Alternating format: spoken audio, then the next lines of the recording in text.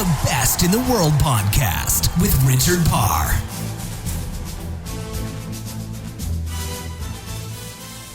Hello and welcome to the Best in the World with Richard Parr. Now, if I recorded this intro just after England's defeat to Iceland, I would be ranting and raving and probably swearing because I was in a terrible mood. But I do want to give you my thoughts on England's performance at Euro 2016. But I'll do that in just a moment because first I want to tell you that today's podcast is brought to you by Audible.com. Get a free audiobook download and 30-day free trial at www.audibletrial.com/best. Over 180,000 titles to choose from for your iPhone, Android, Kindle, or MP3 player. Before I talk about England at Euro 2016, I want to tell you that today's guest is Shaun Murphy, 2005 World Snooker Champion. Yes, he's English and he's a winner. It's a rare one, I know, I understand that. But it's a great chat with Shaun. He talks about how he's just got married and expecting his first child and how that will affect him as a snooker player in the future. He talks about his everyday routine and perhaps how that will change when he has a kid. He's also got some interesting ways of how snooker can perhaps be enhanced for the viewer, so we discuss those things. And he talks about the popularity of the game around the world. It's a really good chat. Shaun Murphy is a top bloke, so this is a chat that you will not want to miss. And if you're an England football fan, I guess you've got lots of time because they're not in the Euros anymore. So you don't need to keep Sunday free to watch them in the quarters against France. I was genuinely thinking that I might try and get tickets to go to Paris to see them, but they've saved me a bit of money by being knocked out by Iceland. And before I talk about England, you've got to say full credit to Iceland. They played really well. They were really well organised. They deserved their goals. This wasn't a minnows victory. It was a well-organised team which deserved the win. But there was obviously frustrations when Rooney scored for England after 3 minutes. I was genuinely saying this is game over. Because in all of England's previous games, they were pressing, but they couldn't break defences. We saw it against Wales where they waited right until the end to get the winner. Against Russia, they really struggled to get their goal. Slovakia, they couldn't even break Slovakia down. So I thought once they'd been able to break Iceland, then it would be game over, that England would be going through. But it didn't work out to be that way, and it was just lapses of concentration. We saw in the first goal that Kyle Walker lost his man. I actually thought Nathaniel Clyne played pretty well against Slovakia. In my opinion, I think Kyle Walker is a better right back, but I thought Clyne was really good against Slovakia. And these third games, when you rotate the players in the squad, surely if they play well, you should bring them in. And I thought Clyne did a good enough job to be brought in, but yet he wasn't. And Kyle Walker ended up watching the player and they scored. And then when it comes to the second goal, I've seen some criticism of Eric Dyer, of Cahill, of Smalling. Yeah, they all can be to blame, I think. But Joe Hart really should have saved that. And I've really questioned whether Joe Hart is England's number one. He probably is England's number one, but what annoys me is how he was always a guaranteed starter, that his place was never in doubt. And frankly, I think had Jack Butland's not got injured, he could have been a serious contender for that place in goal. He had a fantastic season with Stoke. He didn't do too well on his debut for England, that is true. Or in the last match he played, sorry. But he was in really good form. And Fraser Forster, although he missed quite a lot of the season through injury, he came back and was in really good form. And, I think he really should have been pushing Joe Hart. And especially after the mistake Hart made against Bale's free kick against Wales, I thought, why not stick Forster in goal for this Slovakia game? If you're going to make all these changes, why not try the keeper? I actually was at England versus Russia for the opening game, and I remember watching Hart, and I thought his distribution is really poor. I remember that was part of the excuse Fabio Capello gave in 2010 for why he didn't pick Joe Hart in those games. He started with Rob Green. We saw what happened there against the United States, where he let one slip in. Then he went for David James, but didn't want to play Joe Hart, partly because of his distribution. Yes, Hart was still young. And some of the balls he would play against Russia, they just really weren't good enough. It wasn't good enough for a team which should be challenging to win a European Championship. And if we talk about players that aren't good enough, I've always been a fan of Wayne Rooney, the striker. I think he's a very good player, but this season he really has underperformed. Then he got injured, and then there was the emergence of Marcus Rashford, and Rooney returned in midfield, and he had a few alright games in midfield. Some he played quite well. But why was Roy Hodgson so determined to play him in this England team in midfield? There are plenty of other midfielders who could play in that role in this team. He kept trying to be like a quarterback. He kept trying to do these crossfield balls. Even yesterday, when he needed to make a 5-yard or 10-yard pass, he'd try and do these up and over balls. He'd try and chip the ball over to a player who was 10 yards away from him. And sometimes it wouldn't even get there. It was very, very frustrating. And you got to wonder, you got a player like Ross Barkley, who his form dipped towards the end of the season, but throughout he was pretty consistent. He set up a lot of goals, certainly at the start when Everton were in a bit better form. And why he didn't get a kick of the ball in this tournament, I have no idea. I've got one friend on Facebook who keeps joking he must be getting really good at Grand Theft Auto and other PlayStation games because he's not played a game of football at all at these Euro Championships. But Jack Wilshere has. That, for me, is absolutely ridiculous. Jack Wilshere has barely played this season. He's clearly a good player, but he didn't play well when he played against Slovakia, and yet he was still brought on at half-time against Iceland. For me, that was absolutely nonsensical. I didn't understand that at all. I was also looking that Roy Hodgson played 33 different players in qualifying. 2 of them weren't Eric Dyer, who I actually think Eric Dyer did all right. I know he got substituted at half-time against Iceland, but throughout the tournament I thought he was one of the better players. But Danny Rose didn't play in those qualifiers, and I really don't think he's good enough. I don't think he's good enough for an England team.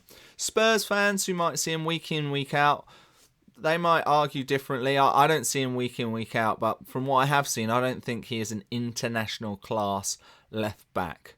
And one of the other things which I guess annoy me, I want to get it all off my chest now, is why did Hodgson wait till around the 86th minute to bring on Marcus Rashford? My only feeling is that he thought we would get a goal and then Rashford would be fit and healthy and have lots of energy for extra time because it would be 2-2 and then he'd be there for extra time. He was the only real attacking threat. He wanted the ball. He wanted to go at players. He caused trouble in just the 3 minutes plus stoppage time that he was on. Hodgson waited far too long to make the changes. Why didn't he go for broke, if anything, like he did against Wales? Why didn't he bring Vardy and Rashford on at half-time like he brought on Vardy and Sturridge against Wales? It makes no sense to me. I've been a huge supporter of Roy Hodgson. I think he was a good choice as the England manager at the time. I supported him at Euro 2012. Even at the World Cup, I thought, all right, we've lost to Italy. Italy are a decent team. We lost to Uruguay. That was a worse performance, but Uruguay were the Copa America winners at the time, the South American champions. Okay, I can understand that. I'll forgive that. And then we went 10 for 10. All right, it's looking better. But he really didn't know his strongest team. He really didn't know which players to play in which formation. He was trying to use all the players who were on form, and it just didn't work. And we're going to go back to the drawing board. And at the time of this recording of this podcast, we don't know who the next England manager will be. We'll have to wait and see. I'm not very excited by some of the odds-on favourites at the top of the bookmakers list. It's a bit concerning, I'll be honest. But this is the life of being an England fan. If you're not an England fan, you're probably just laughing at this the whole way through. I wish I was laughing. I certainly wasn't laughing on Monday night. But, you know, what doesn't kill you makes you stronger. As they say, you got to fail 9 times to succeed on the 10th. And we're going to learn from someone who has succeeded. And that is Shaun Murphy. World Snooker Champion Shaun Murphy is on the podcast. Let's learn from some of the greatest sports athletes on the planet. He's coming up next on The Best in the World. the Best in the World podcast with Richard Parr. Well, Shaun Murphy, welcome to the Best in the World with Richard Parr. First of all, I've got to say congratulations. I hear you're now a married man, and I hear your family's going to get a little bit bigger soon. Yeah, got married a couple of weeks ago, and as you rightly say, we've a little boy on the way. He's going to be due here in late August. So it's going to be all change in the Murphy household, and yeah, looking forward to it. Can't wait. Yeah, it should be interesting. And of course, someone like Novak Djokovic has recently had a baby, and that hasn't affected his tennis career. In fact, it's probably made it better because he's now holding all 4 Grand Slams. How do you think it might affect your snooker career? Well, I'd say if it affects me like it's affected Novak, I'll be a very happy man. But I think it's one of those things where, you know, it's going to change my perspective on everything. And I'm interested to see how I cope with being away so much. You know, I've always been a big supporter of the World Snooker Tour, and having not been a father and not had that pull, stay at home, I've pretty much gone to every event for the last 5 or 6 years. But obviously now that's about to change. I wonder whether I'll be less inclined to play in, you know, every single event, whether I might become a little bit more choosy. Have you asked any of the other snooker players how they cope with being away from their young children and families?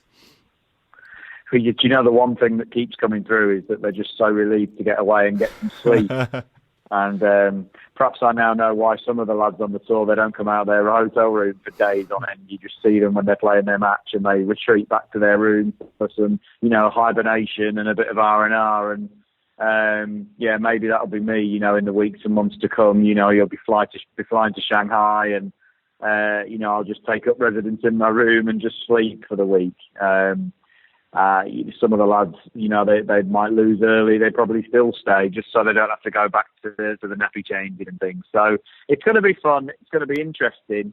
I have a sneaky suspicion that my dedication to snooker won't change. I think it will be enhanced by having a son. I think it will spur me on to try harder, to do better, in the hope that I can, you know, give him all the things that he wants as he grows up. So I think I'll be somebody who goes that way. So do you think it'll be a bit less golf for you? I know you're a big golf fan and you play a lot, and I think you've got a pretty good handicap, I believe. Yeah, I wouldn't want to go that far. I wouldn't want to say it'll encroach onto my golf. It may stop me playing snooker, but it won't be stopping me playing golf. No, I recently said to Elaine, was it too early to get in, you know, membership at the golf club? I may be getting ahead of myself somewhat, but I think it's, you think you've got to have your little things. I mean, you've got to have the things that get you away. You've got to have your hobbies. And, you know, I don't want to be somebody who, you know, doesn't have a life.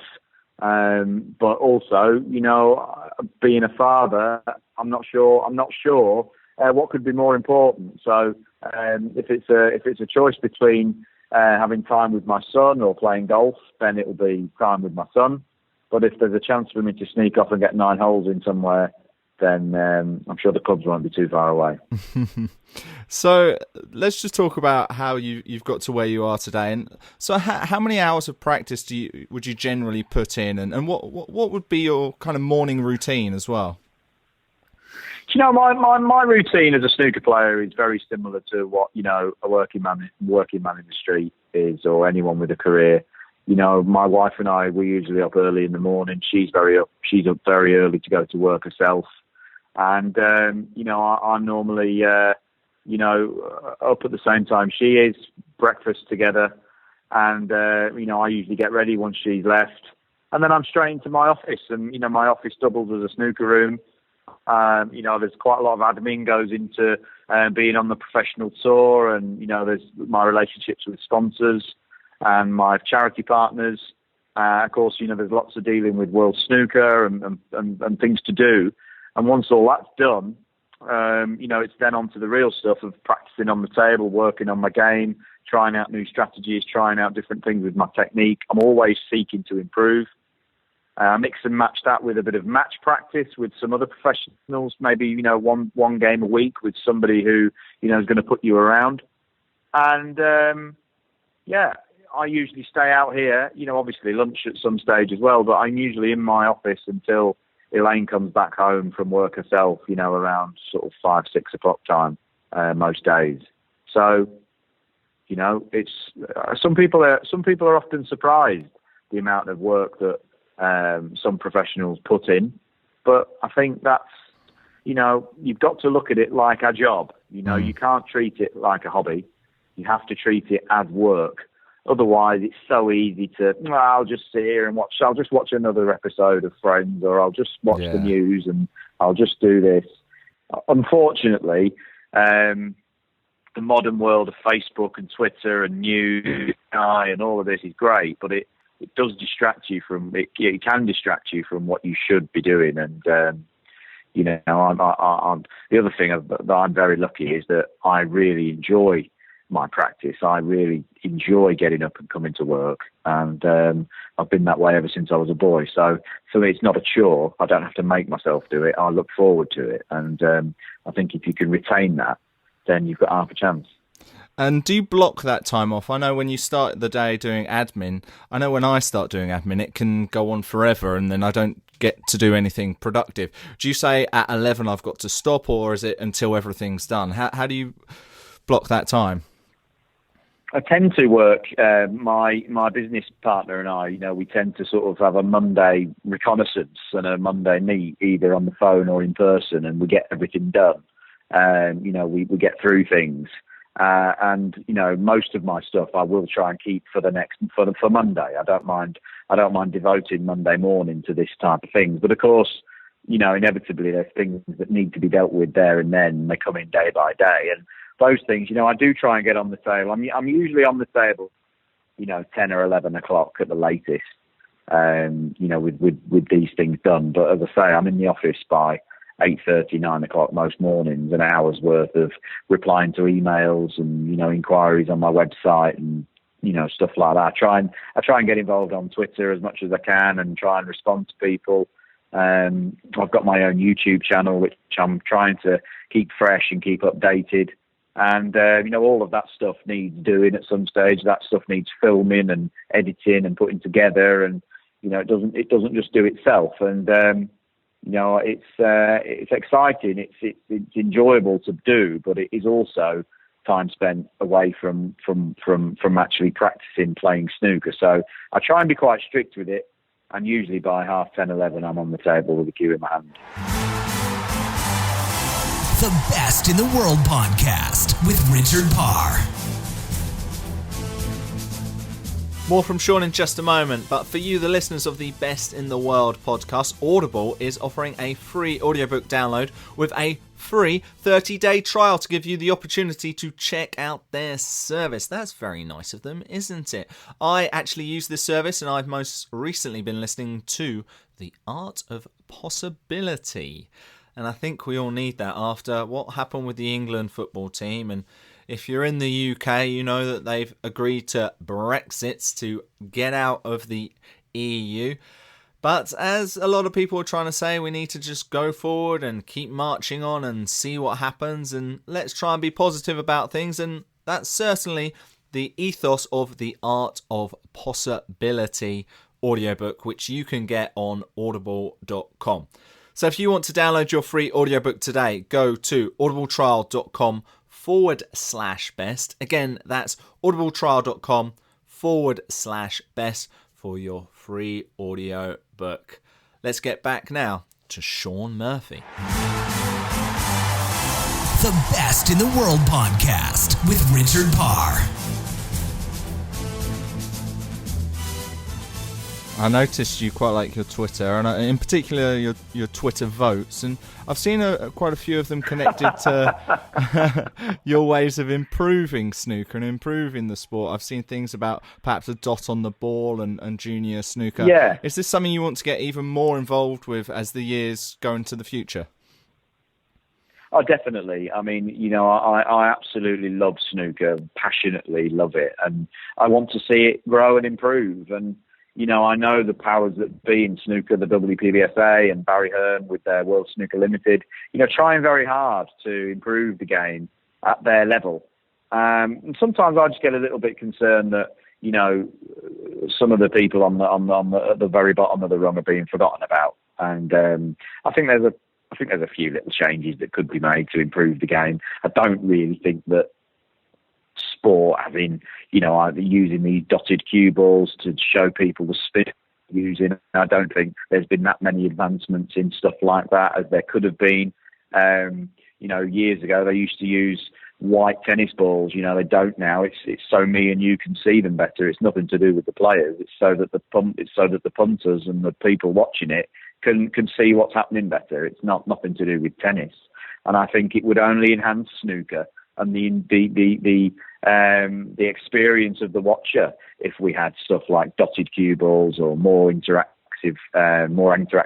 with TV. If they could make the viewing experience more enjoyable and interactive, I think it would only enhance the game. And I'm not talking about changing the rules that much, although there are a few that I would change if I could. But I think snooker, the game of snooker, hasn't really changed in 70 or 80 years since it started. And some people think that's a good thing, and some people think it perhaps needs tweaking here or there.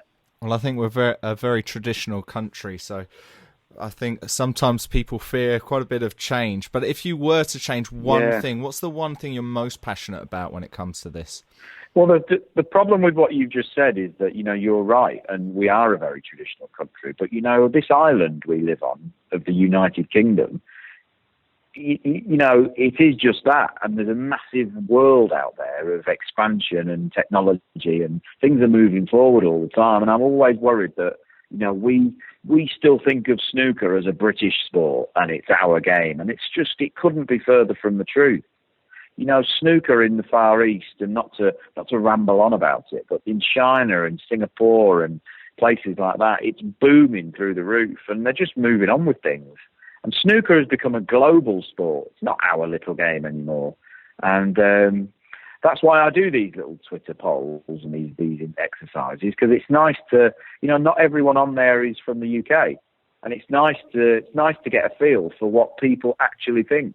And of course, you get your staunch against, this dotted cue ball one I did recently. People were up in arms about it. You can't do that.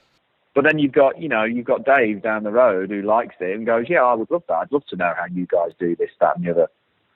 So for every no, you've got a yes, and I think that's part of the good thing of Twitter. Well, it's interesting you say about the global expansion. I was working at Eurosport back in 2005, based in Paris, and they'd just started, maybe a year or so had been started broadcasting snooker on their channel. And most of the French people there didn't have a clue about it. But what they really did find was it was producing some of the best viewing figures, and it got picked up very quickly. I think particularly in Germany, they really started to like it because it was so accessible to watch. So it's interesting how these things can expand and people can take it on if something changes.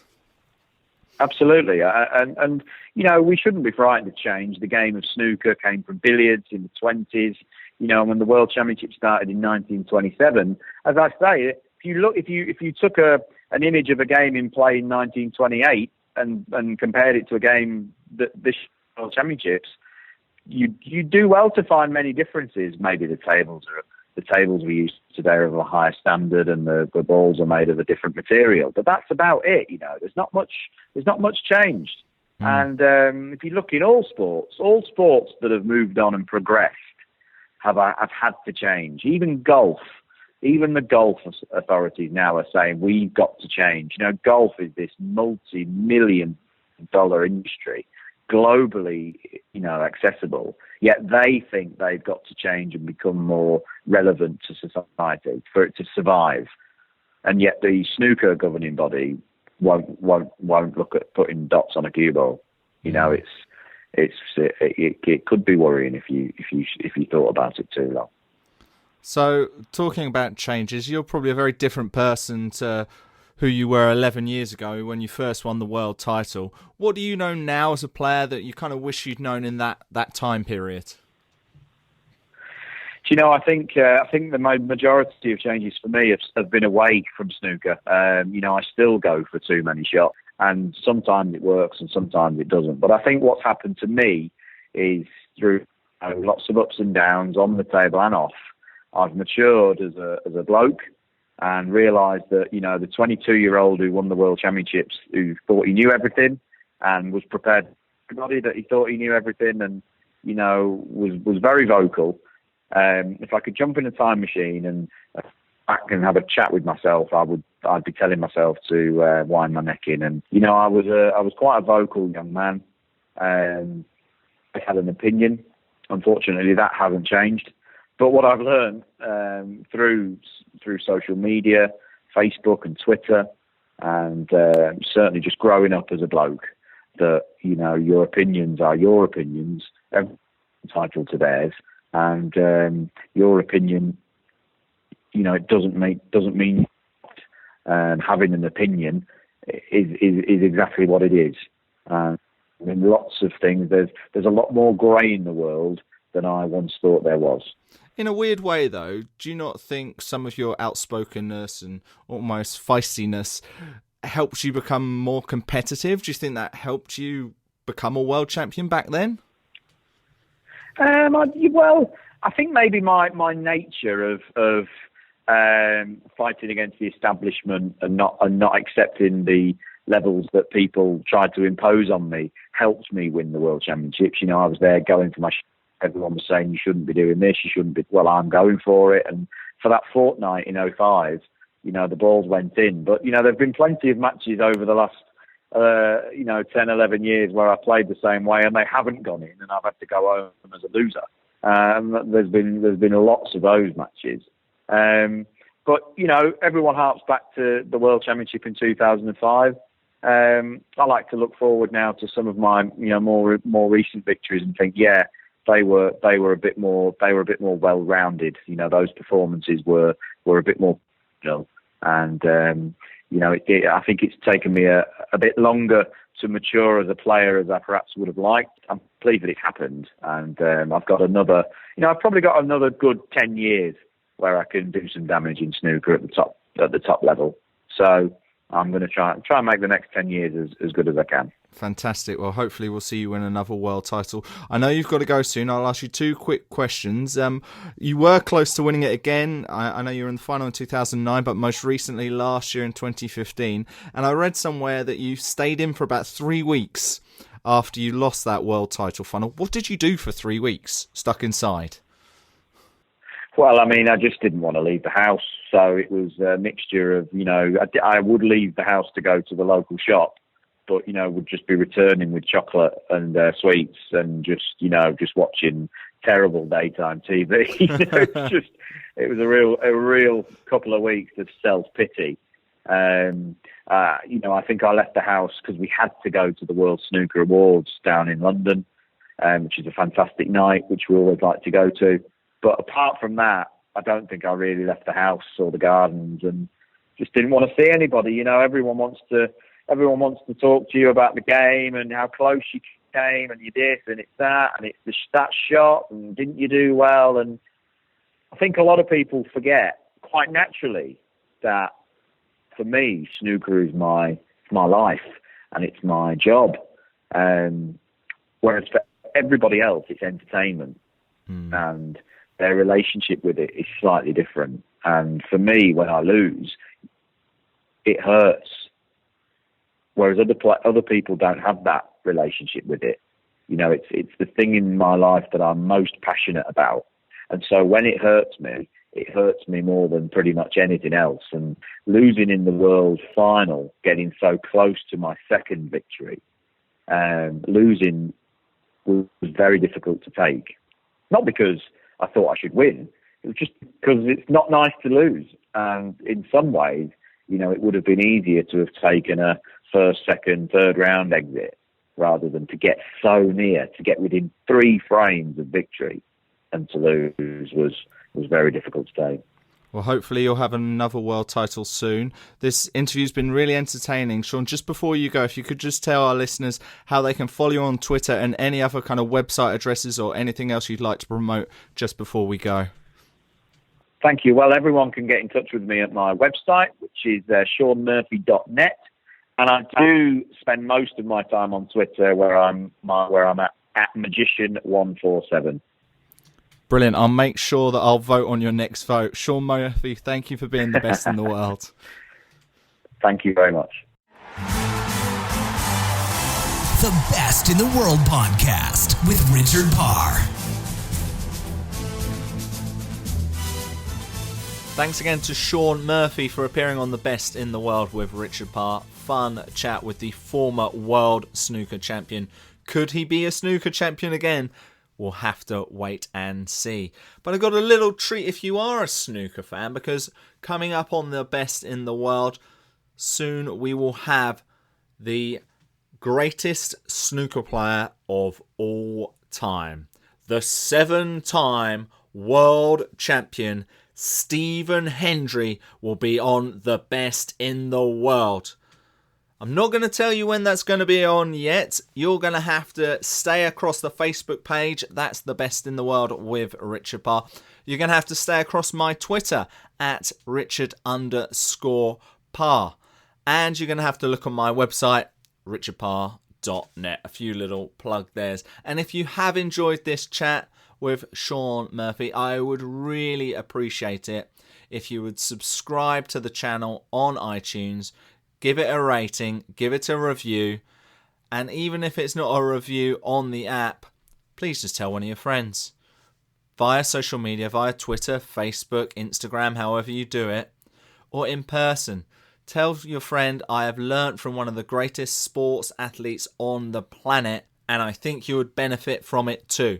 Please tell them. The more subscribers we get, the better the show is.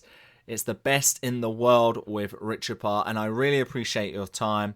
We'll have more great podcasts on the way. You know all the channels to listen to. We're also now on SoundCloud. If you're listening to it on that, thanks a lot for joining us, and I'll be back with you next Wednesday. The Best in the World podcast with Richard Parr.